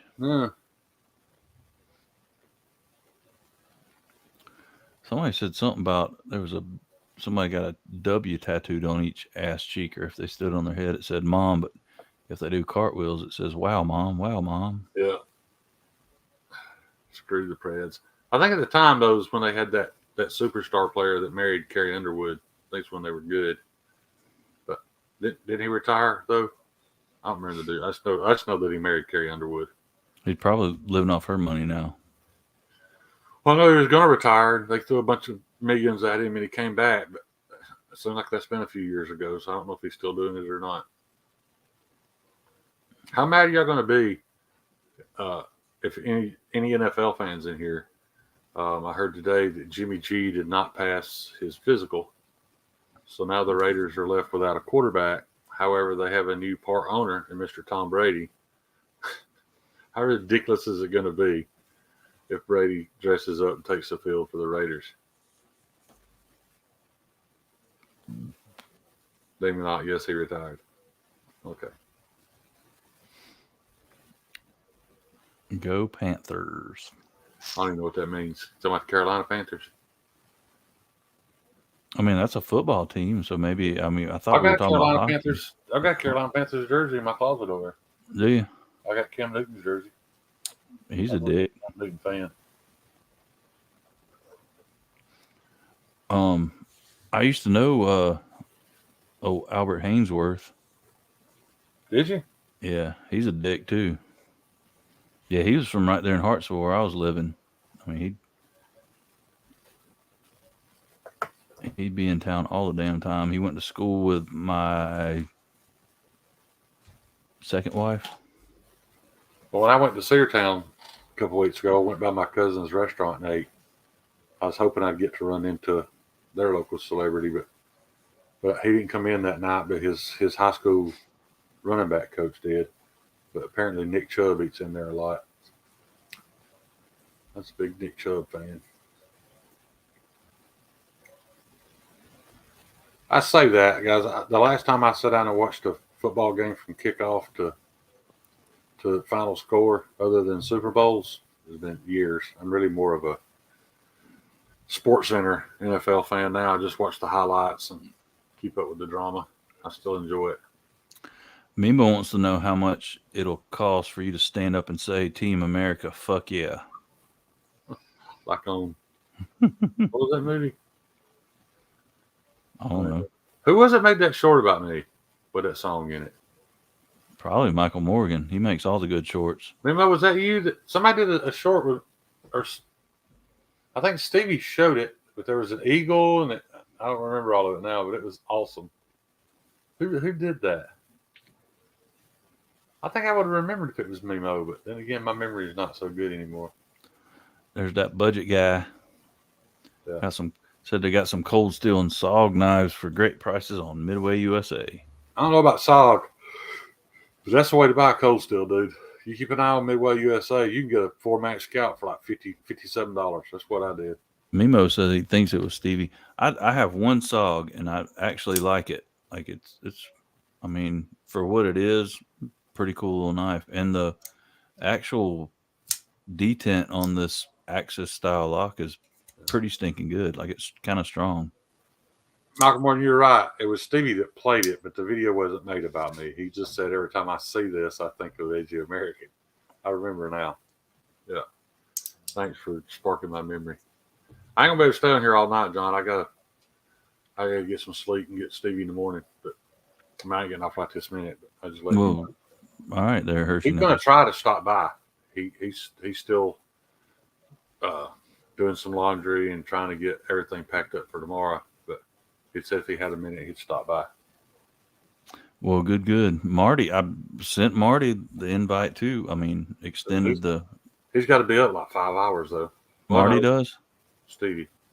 No, it's Well, I was only talking 9. about Marty though. It's only 9 his time. I think he catches his flight at like 4:30. So he's quickly running out of hours.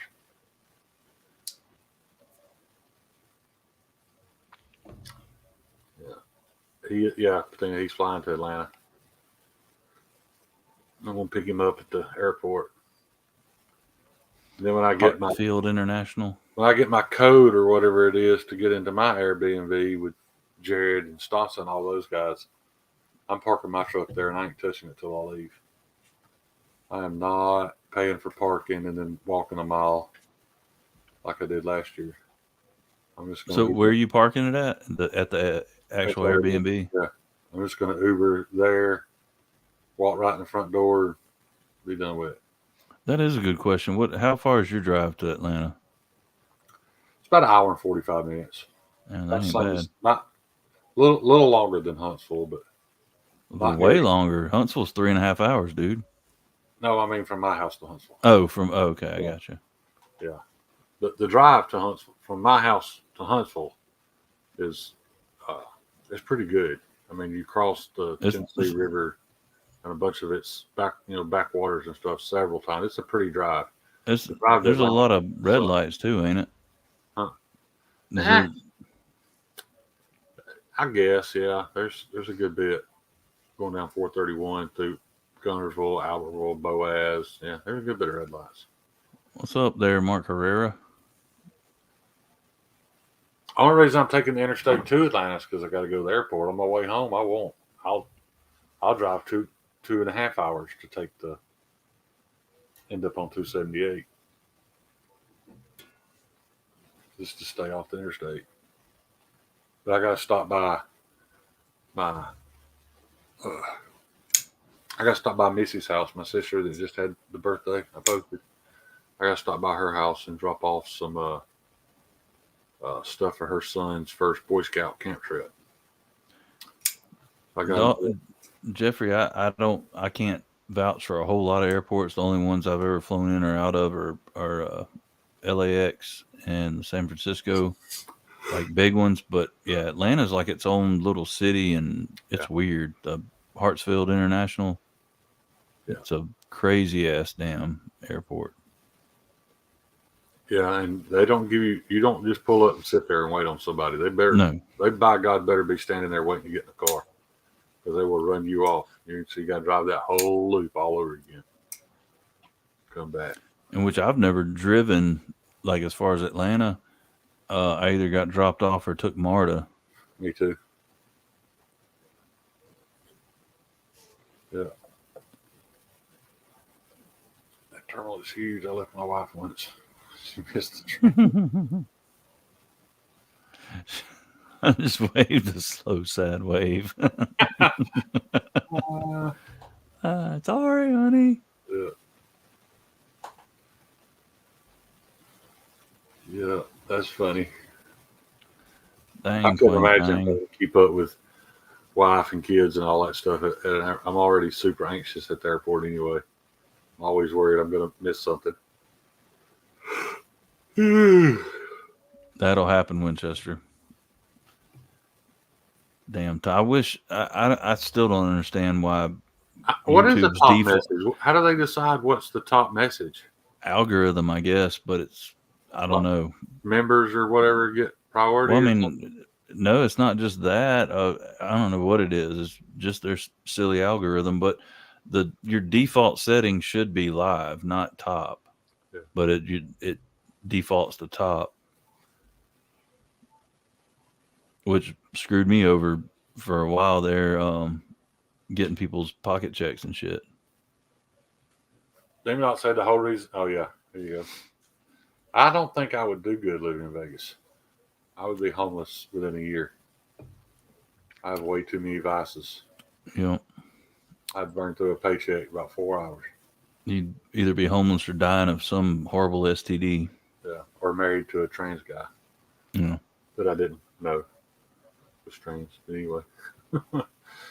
Yeah. it'd be bad. Is there a white spot right here in my beard? Is that my imagination? Yeah, You you see got a it? white spot. It's like it's a bare spot right I there. guess you just didn't turn your head quick enough. And Mm-hmm. are you using the camera for a mirror right Yeah, now? I I think it's just saved earlier, so I'm trying to see if I'm missing anything. what I see is gray hair, just a little gray hair spot. Yeah, you got a little gray on the sides too, buddy. Yeah, no, I know I do. I'm saying what I see that white spot. I think it's just a gray spot. I don't think it's bare. It's weird how Oh, prominent right. it is. I've Oh, never right noticed it there. before. Are you having a Oh, stroke? What's going on? call 911. What's the little acronym? FAST or something? It's a bare spot. Dopey says, sorry, Shane, I'll aim for the nips next time. Well, it sure is showing up good. It's annoying the hell out of me. I ain't used my Just for Me in a little while either. Well, that is skin. It's a little like a shiny spot or something on your. It was like somebody just shaved that spot while I was asleep or something. They might have. You check out the Red Rock yet? Oh, Stronks 101. is that like a bucket list place to play for bands? Red Rock. It's a bucket list place to go see your favorite band if they play there. I saw Zach Bryan played at the Red Rock a while back. Have you discovered Zach Bryan yet? No, I haven't discovered Zach Bryan. Check out, write this down. Zach Bryan. I'll just remember it. Zach Bryan's Something in the Orange. It's kind of a folky country kind of thing. But man, it's beautiful. You've probably already heard it. If you watch very many Instagram reels, you've probably heard pieces of it and didn't know it. Well, I don't. He's talking about Red Rock in Vegas. He's not talking about the Red Rocks Amphitheater in Colorado. I thought Red Rock Amphitheater was in Vegas.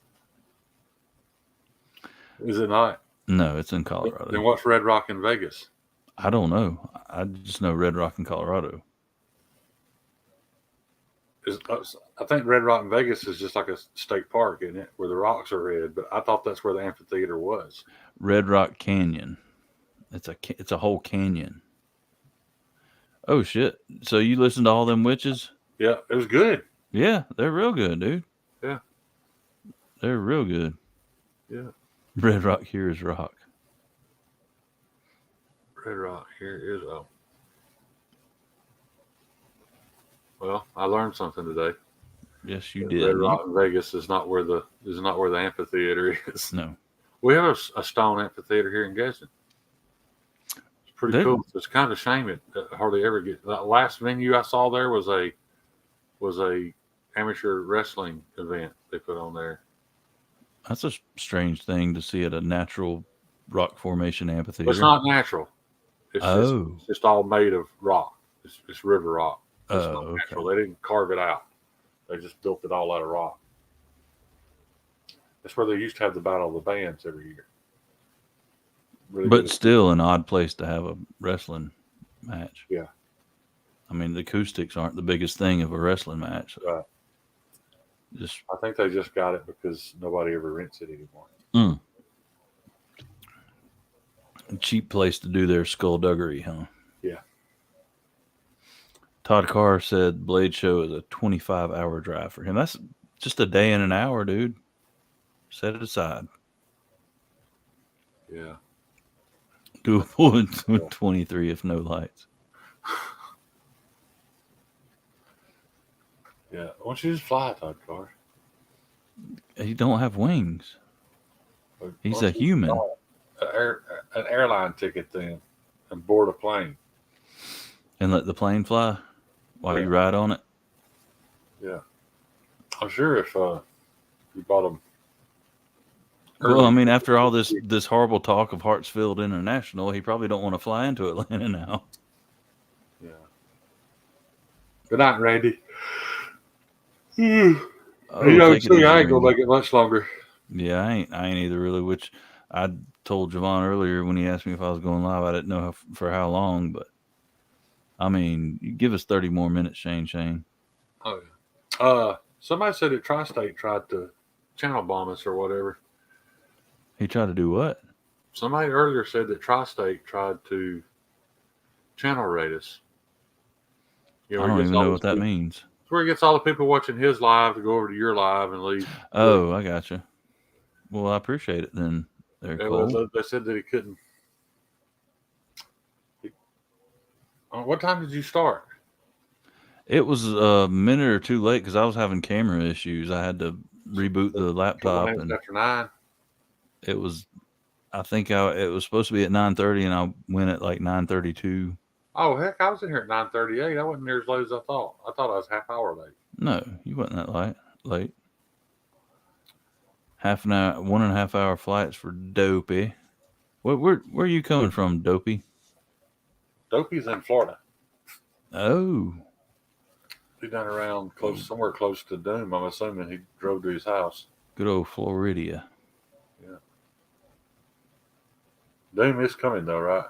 You're gonna be there. Yeah, Doom's coming. I think Lacey's already in. Urban Woodsman's gonna be there. I think he's riding in on the motorbikes with Doom. Yeah, he's camping. Yeah. He and Doom are camping. Yep. Yeah, that'd be cool if the weather holds up. Did you see Cletus? This is the South. If you don't like the weather right this minute, give it a half hour. It'll be completely different. This is gonna take a minute. Yeah. Not for me. I'm quick. I ain't the one turning it off. I mean, you could. If you want to, for old time's sake, you could hit in broadcast. I could, but I mean, StreamYard just does what it does. I can't make it go any faster. Tampa area. See, the trick is you go ahead and say you're signing off. Go ahead and hit it the first time? Yeah, just hit it. Yeah. Okay. That's where I mess up. I say it, and then I click it the first time. Then it asks me if I'm sure. Yeah. I was down in Tampa last year, Dopey. I came down to watch Tom Brady play because I never had. He had that horribly boring game against the Saints, and we left early, and he came back and won it. We could hear the stadium erupting as we were walking to the car. And Dopey said he's in the Tampa area, and Doom is on the opposite coast near Cocoa Beach. Tampa's where I got all that footage, those shorts of me walking through the park with the alligators. That's pretty cool. Just strolling through the park, people walking their dog. 4 feet from the dog lays an alligator just laying there on the bank of the creek. That sounds like the time we went to the Okefenokee Swamp, and like right in front of the visitor center, there's a big old gator in the yard. And my dad thought it was stuffed because they got like a dead stuffed one like in the lobby of the visitor center. And he goes walking up to it, and that sumbitch hissed and slung his tail at him. Yeah. Yeah, I think I've been there. I remember as a kid we went on a long trip through Florida. Dude. We stopped at Space Center and went to all different kind of places. But I definitely remember a stuffed alligator because that's where I learned that an alligator's brain is the size of a peanut. A full-grown alligator. Brain's the size of a peanut. A full-grown peanut? Yeah. I don't know why that information has stuck with me my whole life. I was very young. Yeah. I run that trip for my mom. What'd you do? The hotel we were staying at had a pool. There was a little girl down there that had this styrofoam surfboard. Oh, God. You didn't break out the baby oil, did you? No, and she was betting me I couldn't jump off the side of the pool and land on the surfboard without falling in. Did you split your head open? No, I broke the surfboard in half. It was styrofoam. But I didn't know any better. I just jumped off the side of the pool, landed on it, it snapped in half. So she started crying, and I hadn't had the patience to put up with that bullshit, so I went back to my room, and about 10 minutes after I got in the room, there was a knock at the door, and it was that woman, that little girl's mama, wanting somebody to pay for that fucking styrofoam surfboard. Of course, she had bought it on the beach, so it was outrageous high. It was like $30. And back then, $30 was enough to ruin our trip. So, I guess. Way to go, Shane. Well, in your defense, I mean, she kind of dared you to do it, so. Yeah, and you're picturing it all wrong because I wasn't a pudgy kid at the time. I wasn't picturing that. I was actually anemic till I was about 8 years old. I was very, very skinny. Like Thank I was unhealthy skinny. you for labeling us all as judgmental and Oh, y'all are all insensitive, but picturing me I was as a not little thinking you 8-year-old as fat pudgy. I kid. just Yes, you were. this You were little picturing scrawny. my little fat, chubby ass jumping on that styrofoam. No, actually, I pictured a little scrawny kid with a mullet flying through the air and landing on this surfboard and Fat kid breaking it. on a little surfboard. See there, I knew Kyle was thinking it. Well, I mean, Kyle's an There you go. asshole, though. Ooh. Yeah, then my cousins got caught, dude. They had wreaked havoc all up and down the Florida coast.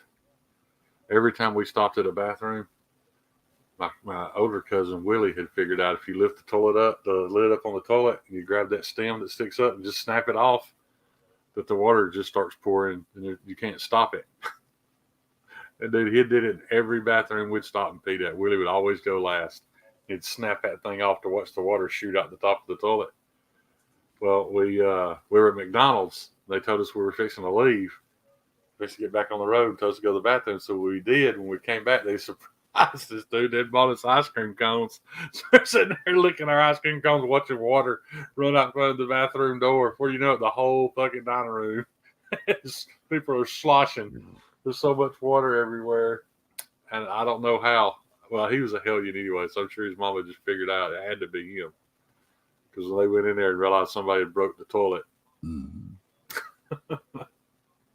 can't go nowhere with like heathen rednecks, dude. And especially if that place has a bathroom. I had nothing to do with that. I was scared to death of getting in trouble when I was a kid. Yeah, my daddy beat I was the too. hell out of me. He'd beat the hell out of me for start walking with my left foot instead of my right. So I didn't take no chances like that. My favorite part of Florida is Panama City Beach. And mainly because that's really, I've only been to two places. I went to Gainesville, to University of Florida for a cross country meet in high school. And other than that, in middle school, well, all the way back to elementary school, the only other place in Florida I went was Panama City Beach. Our church used to take us on a yearly week-long vacation. Panama City Beach is not the place to take a church group. No, because my first experience, spread the gospel. Get them. No, dude, we got the gospel spread to us. Yeah, I'm talking the first year. Did y'all stay at a little camp like with cabins and stuff? Yeah. I think all the churches use the same place. It was like in the woods. It wasn't beachy at all. It wasn't. But you were like right there near the beach. You could walk to the beach. And then once you got to the beach, you'd find you a little area. We'd like to find a place with a volleyball net. So we found one. We're out there playing volleyball. And the next thing we know, we look up and there's a stage right to the right of it. 10 minutes into our volleyball game, they're having a wet t-shirt contest. And we're middle school church kids. The volleyball game was over. Yeah. Yep. Panama gospel will spread legs. Yeah. Yeah. They took us to Panama City. Then they took us to Six Flags, and then I got banned from church trips. we went to Six Flags every year. Yeah. I already told the story about why I got banned from going on church trips. Yeah, you did. And Panama City is a hellhole. The last time I went to Six Flags, I don't know what the hell happened, but and of all damn places for it to happen, it was on the Scream Machine, which is just a mild roller coaster. It's the old wooden roller coaster, mild as hell. Beat you to death. Huh? That thing will beat you to death. That's it will. Roller coaster I've ever been on.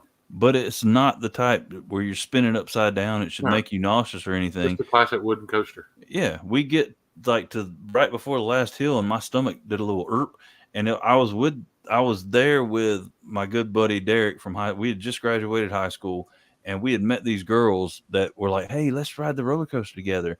So I got the girl sitting next to me, and he's got the girl sitting next to him. And right before we hit that last hill, my stomach said, "Herp." I was like, "Oh God!" And we like mound up over the damn last hill. We're heading down, and she's like, "So how can I contact you?" I said, and just puked over the side. When we stopped, she just got up, didn't say bye, nothing. Yeah. wasn't even like, oh. I learned on the mind bender that if you put your hand on a girl's thigh, you need to remove it before you top the hill, because once you drop off that hill, you can't move it. No, the G-force, you're just locked in. You're stuck there. Actually, it starts migrating up. Yeah. I still see that girl every now and then. I mean, just out in town and stuff. But we've never spoke of it since. By the time we went through the double loops, I was buried up. In what? Not falling for it, John. I'm wise to your tactics. I don't have any You was buried up. Oh, Yeah. I don't even know what that means. My hand, it was buried up. In what? In her thigh gap. Oh. Yeah. You was knuckles deep in her, huh? No, just pressed up against it really quick. just a very firm handshake. Yeah. I was just trying to, I just put my hand on her to calm her down because she was super nervous. I bet she was. Yeah. Yeah, it turned out it was 1986. I'm sure. Yeah, hell pie. I'm sure there was plenty of. I don't miss those days at all. I got a buddy that wants to bring it back. I'm like, why? It's not Beathead, is it? No. Okay. Why in the world do you want to bring that back? I don't know, but Dopey wants to ride a roller coaster with you. Too old. I mean, we'll be right there in Atlanta. We ain't far from Six Flags. No, not far at all. Mm-mm. I ain't going.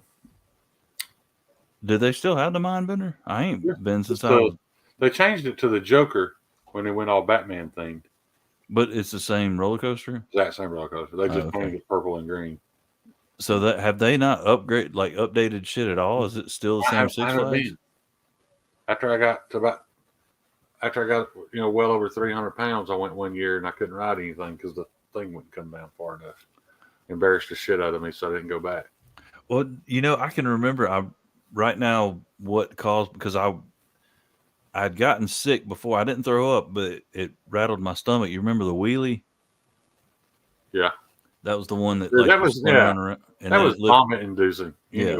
But I didn't puke on that when I was fine, but I think that's what fucked my stomach up, because the next ride we rode was that's like the loops on the mind bender over and over and over and over and over at 70 miles an hour. Yeah. That thing was just torturous. Yeah, the next ride we rode was the Scream Machine because it was tame and we were taking the girls on it. And that was right across from the wheelie. You're right. I think my stomach was already. Out of the wheelie, the Scream Machine line was right there. Yep. Yeah, I don't think the wheelie's even there anymore. I think that whole section right there they took out, actually. They need to damn destroy the hell out of it. Fuck that wheelie. Yeah, because all those were like carnival rides right there on the hill. They were more carnival style. Yeah. I hadn't been in a long time, though. I used to love it. Thunder River was awesome. Oh, yeah. Free wet t-shirt contest. Well, we went to, I was in like 8th grade, I think. We went to Dollywood. And that they've got basically, it's not Thunder River, it's like the log, like where you sit in the damn raft and you come down. They got the bridge over there where the raft comes down and it splashes up. So I'm thinking it's cool to sit there and just get splashed by every damn raft that comes down, having a good old time. And we were going to Eagleville, which was like 45 minutes or so south of Nashville, and riding in my damn aunt and uncle's big ass Lincoln Town car, like the old boat looking ones. And I'm sitting in the middle between my dad and my uncle, and my uncle turned the AC on full fucking blast. And I didn't pee before we left. Those Lincolns had the Tecumseh twin piston compressors in them. Yeah. You could adjust the valve on them things. You can hang meat. They're freezing on side of beef. I was cold as shit and had to pee, and my uncle was old and drove like 40 miles an hour. Yeah. That was the most miserable ride I've ever had in my damn life. I got sick on that airplane ride to Tulsa. Went to the bathroom, didn't you? Yeah. Luckily, I didn't throw up, but I emptied my guts. Yeah, you did. Well, dude, I was sitting there freezing cold and just fucking pouring sweat, man. It's like, whew. You know, every time we'd hit a little turbulence, the door would shake. So I wasn't sure if it was a stewardess out there shaking the door to check on me. I was in there probably 15 minutes. The lazy river. That was at Whitewater Adventures. The lazy river. The little hooch. Yeah. I remember the Ninja at Six Flags Magic Mountain in California. That was the craziest thing I ever rode. Dude, Atlanta. I think they eventually got it in Atlanta, but Atlanta had. It seemed like everything started at Magic Mountain. You know, the LA, or Los Angeles Basin Six Flags, which is Magic Mountain. They got all the new rides first. But it was cooler there anyway because, you know, Six Flags Magic Mountain is actually on the side of a mountain. So when you're off the roller coasters and you drop off, dude, it looks like you're 1,000 feet up. But Atlanta, you know, they have to build everything up to make that happen. Yeah. You know, it's just not the same effect. Which I drove by Magic Mountain hundreds of times and never went. I went to Disneyland once when I lived out there. Disney, I've never been to Dollywood. Disneyland just was always cool. felt like it was more an old folks amusement park, like it was for an older crowd. Well, I mean, the amusement part is just like every other, but the entertainment portion of it was more geared towards the older crowd. You remember Lick Skillet Village in Atlanta, Six Flags? It was all rustic, kind of cowboy looking. They'd have the damn cowboy gunfights out there. Yeah. Always that guy that popped up on the roof with the lever action and took out. I love that, dude. That was at Six Flags? Yeah. That wasn't at Lick Skillet. That was the name of the place, Lick Skillet.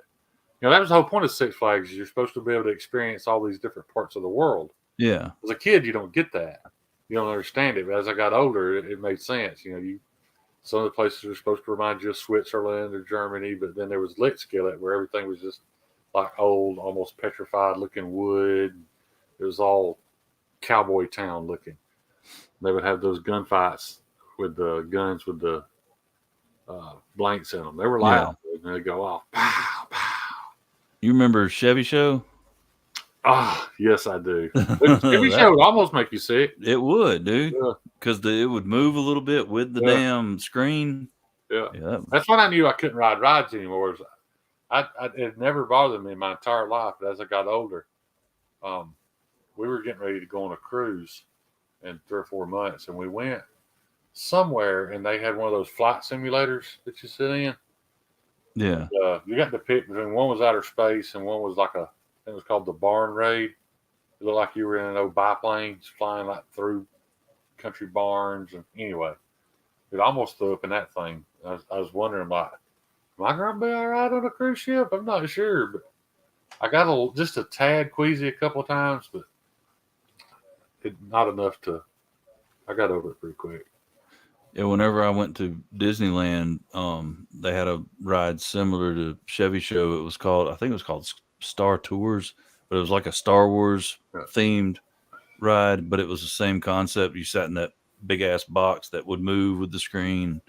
I rode that thing probably 10 times, which the day we went, it was dead as hell. There was nobody there. Like, you didn't even have to wait in line we rode Space I had that Mountain happen a couple of times at Six Flags over Georgia. I don't know why. It'd be like a Wednesday in fall or something. The weather was great, but yeah, you could just walk right up and get on just about anything. Yeah, and I got yelled at because, it does the whole like serpentine thing. Well, they still want you to do all that. Yeah, and I tried to step across, and the lady's like, "No, you got to follow the line." I got so damn mad. I said, "For the happiest place on earth, y'all are some pissed off individuals, man. Yeah. All the time yelling." But Star Tours, and I rode that probably 10 times, and like the lines were so short, we rode Space Mountain probably 10, 15 times. And then I don't know if it's Knott's Berry Farm. On that Florida trip, we stopped at an amusement park that was very Western oriented. I don't know if it was like a rip-off version of Knott's Berry or what it was, but it was somewhere down in Florida. We went to one of those. We couldn't afford Disney World, so we went to, I was thinking it might have been called Knott's Berry Farm. Was it Busch Gardens? It might have been. But it was, I remember it was very like half of it was real Western oriented, and the other half was kind of like the African savannah. I remember there being a lot of like giraffes or lions themed rides. I don't remember exactly. I was very young. Yeah, the thing about the Chevy shows, when it was one of the few places that you could stand in line under an awning. They had a roof over the waiting area. A lot of them didn't, and you were at the foot of the free fall. Yeah. You ever do the penny trick on the free fall? Oh yeah. Yeah. It never worked for me. Huh? I mean, it worked for a certain extent, but I'd always like jump or something. And the penny, you put it on where your knee, it raises up and just kind of levitates. Yeah. Yeah. Oh, it only lasts for like a second. Yeah.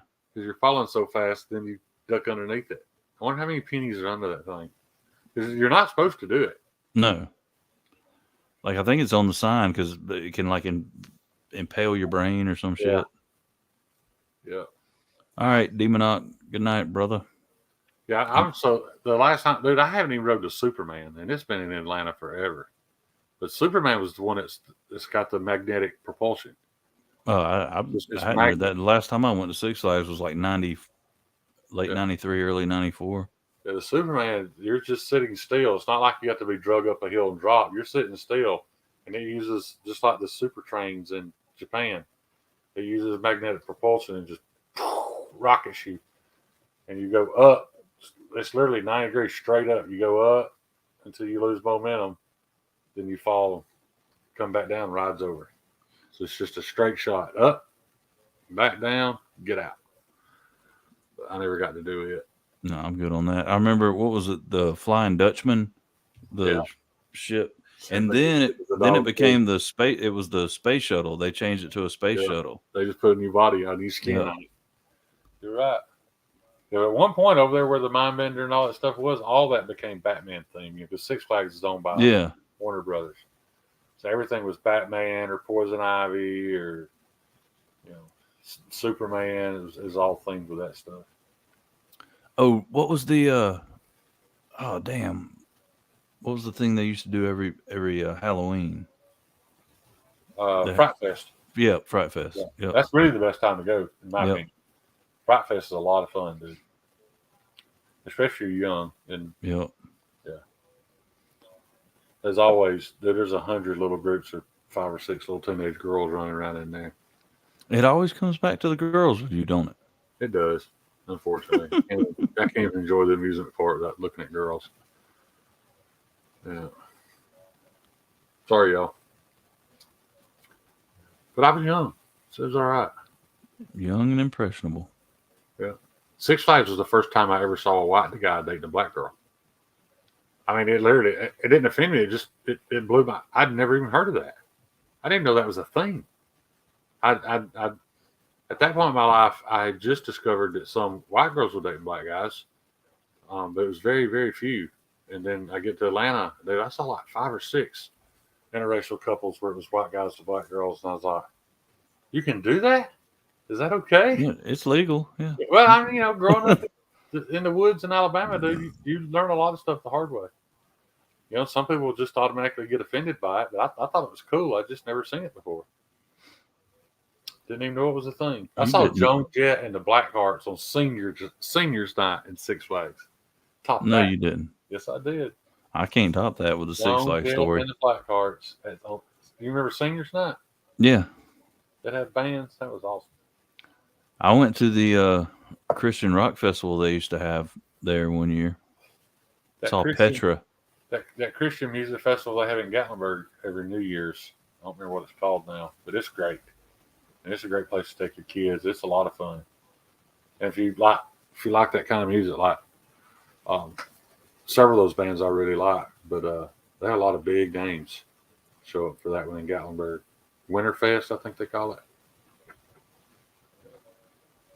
So if you ever go to Gatlinburg right around New Year's, dude, it's hundreds of thousands of teenage youth group kids there for that concert.